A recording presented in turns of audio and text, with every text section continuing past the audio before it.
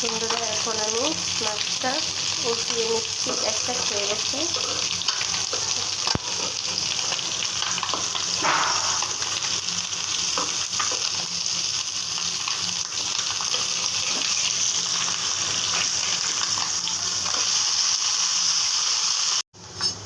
এখন আমি ভালো করে পেঁয়াজটা কষিয়ে নিয়েছি, তাতে একটু পানি দিয়ে দিলাম।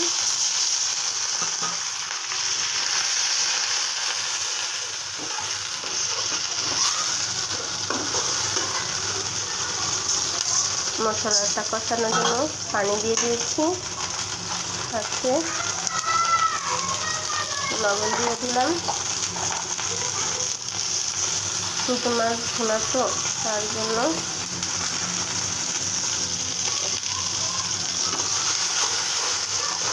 এই আমি কষিয়ে নেব।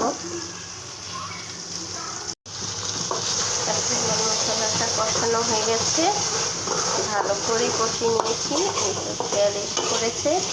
এখন আমি পানিটা ভালো করে কষিয়ে নিয়ে মাছ ছেড়ে দেব। এখন পানিটা দেওয়া হয়ে গেছে আমার তরকারিতে, এখন আমি মাছটা ছেড়ে দেব।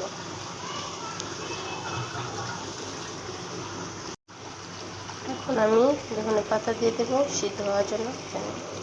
এখন তো আর বেশি ধনে পাতা পাওয়া যায় না, বিলাতিটা পাওয়া যায়, ওটা একটু সিদ্ধ হচ্ছে।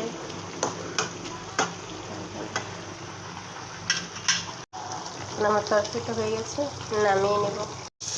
পেঁয়াজ ও রসুন দিয়ে দিলাম চাল বাগার জন্য।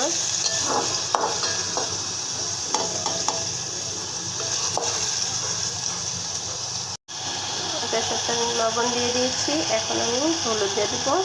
ডালটা পেঁয়াজটা লাল হয়ে যাওয়ার পর ডালটা ছেড়ে দিয়েছি। এখন আমি হলুদ মরিচ আর একটু হালকা একটু আদা রসুন, একটু ধনের ফাঁকি আর 1 চামচ দিয়ে ভালোভাবে কষিয়ে নেব। এখন আমি কষানো হয়ে গেছে, ভালো করে পানি দিয়ে দেব। এখন আমি